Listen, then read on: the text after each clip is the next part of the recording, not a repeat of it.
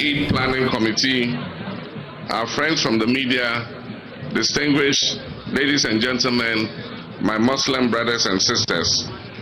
I greet you in the Islamic greeting of peace. Bismillahir Rahmanir Rahim, wa rahmatullahi ta'ala wa barakatuh. It is with a heart full of joy and humility that I stand before you here today, marking my first Eid-ul-Fitr celebration with you since I became president for a second time. The spirit of sacrifice, discipline and compassion you have demonstrated during the holy month of Ramadan embodies the values we all strive for in building a prosperous and just country. Today is a day of joy, thanksgiving, and renewal of faith. It also reminds us of the values that define us as a people. Faith, sacrifice, unity, and compassion are what we need. Ramadan is more than just abstaining from food and drink. It is a time for deep spiritual reflection. It is a time for self-discipline, and it is a time for kindness towards others. This period invites us to cleanse our hearts of bitterness while embracing the principles of patience, love, and humility. And so, if you have a quarrel with somebody this month of Ramadan, after Salah, go to the person's house and make peace with them.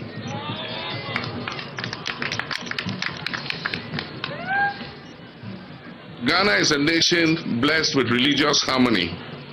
We have built a society where Christians and Muslims coexist peacefully with other religions. We share in each other's celebrations, we support one another in times of need, and we work together for the progress of our nation. This is a blessing we must never take for granted. The Holy Prophet Muhammad sallallahu alaihi wasallam teaches us that the greatest amongst us are those who promote peace for others. Ghana's development will not be determined by our divisions, but by our unity. I therefore urge all Ghanaians, especially our religious leaders, our community elders, and our youth, to keep fostering peace and understanding amongst us. Let us reject division, let us reject hatred, and let us reject intolerance. The Ghana we desire can only be built through collaboration and mutual respect. Our Muslim communities have made significant contributions to Ghana's development, and I would like to take this opportunity to commend you for your efforts. From education and healthcare to business and governance, the impact of our Muslim brothers and sisters is evident everywhere. Our Zongo communities remain centers of entrepreneurship, trade, and cultural enrichment. However, we must do more to ensure that the development in our Muslim communities is balanced and catches up with the rest of the country. We must invest in quality education for our children. We must improve healthcare facilities and create opportunities that will help our youth to achieve their full potential. Education remains the most powerful tool for change, and I want to encourage our Muslim youth to embrace it fully. Education is our opportunity for social mobility. Islam itself teaches us that seeking knowledge is a lifelong duty for every Muslim. The future of Ghana hinges on our ability to equip our young people with the right skills and the mindset to thrive in a constantly changing world. One of the core teachings of Islam is the importance of charity, kindness, and giving. Zakat and Sadaqah remind us that true wealth is not measured by how much we accumulate, but by how much we give to help those in need. As we celebrate Eid, let us not forget our brothers and sisters who are less fortunate and are struggling, such as orphans, widows, the unemployed, and the elderly. Indeed, when we leave here after Salah, everyone should look for an orphan, a widow, or an elderly person and show them an act of kindness. That is what Ramadan is about. Let us carry on our acts of kindness that Ramadan inspired, and let us reach out to those who are in greatest need. This is not only an Islamic duty, but it is also a national responsibility, because a nation that cares for its vulnerable is a nation that will always be blessed by Allah. To our young people, I say Ghana's future is in your hands. In this era of digital transformation, of economic challenges and global competition, our youth must equip themselves with the knowledge, skills, and discipline necessary to be able to thrive.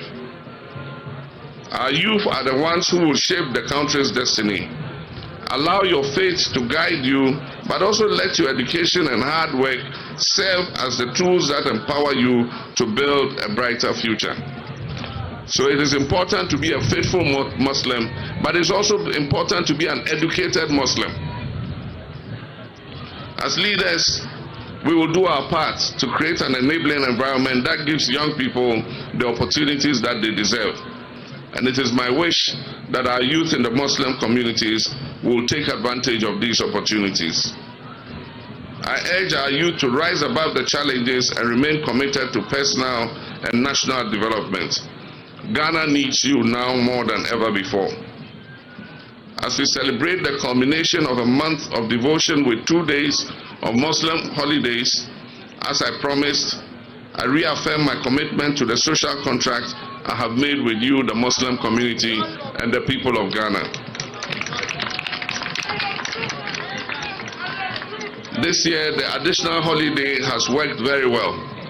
My information is that our brothers of the Al-Sunnah wal Jama'ah denomination held their prayers yesterday. Today, the National Chief Imam is holding the national prayers for the Salah holiday. And tomorrow, I hear there's a denomination in Tamale that are going to say their prayers on Tuesday. So the additional holiday has given everybody a holiday, whichever day you decide to pray. My brothers and sisters, my promises are not just words. They represent a solemn commitment to enhance the lives of every Ghanaian, irrespective of their background or their faith. We will focus on education, healthcare, job creation, and infrastructure development, ensuring that everyone shares the benefits of our nation's progress. Finally, I must address a deeply troubling issue: the illegal construction of buildings in waterways, causing flooding and extensive destruction of property. As we know, the rains are about to start, and already we can see flooding because people have built and blocked the rivers, and so the rivers have nowhere to go but to back up. This reckless disregard for planning regulations and environmental safety is a major contributor to the devastating floods that continue to plague our communities. I'm aware of instances where private businesses, colluding with some chiefs, are turning water retention areas, Ramsaya sites, into built-up zones. Let me be clear, this must stop. Those structures will be pulled down. We will not allow a few selfish individuals to endanger the lives and livelihoods of countless others. The law will be enforced, and those who flout it will face the consequences. My brothers and sisters, building a better Ghana requires collective effort and shared responsibility. Let me also reiterate that the celebration of Eid-ul-Fitr is one that should be done with peace and dignity. Unfortunately, in the past, reckless riding, reckless driving has led to unfortunate loss of life. And I want to say, no one must die in the celebration of Eid. No one must die at the end of the celebration of the holy month of Ramadan. And so I'm going to caution our young people who drive their cars recklessly and ride their motorbikes recklessly. I've asked the police to look out for you. And if you ride recklessly or drive recklessly, we'll arrest you.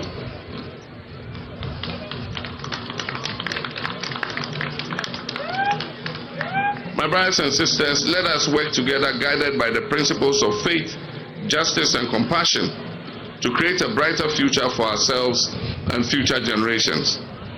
May Allah bless our nation and guide us on the path of peace and prosperity.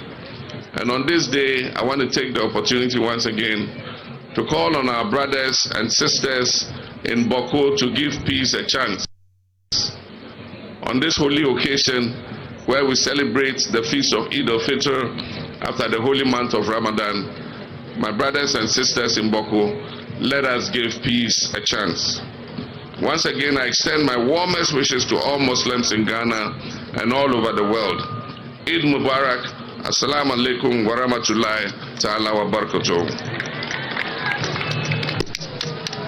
Atakbir! Atakbir!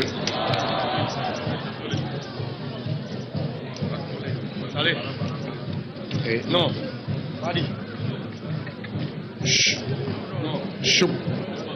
Can we kindly take our seats? Kindly let us take our seats. The program is still in session. Security, please take care of that. Shukran. Thank you. Mungode Mwatamfo, Mr. President, His Excellency John Dramani Mahama. Let me reiterate again, the Muslim Ummah is grateful for the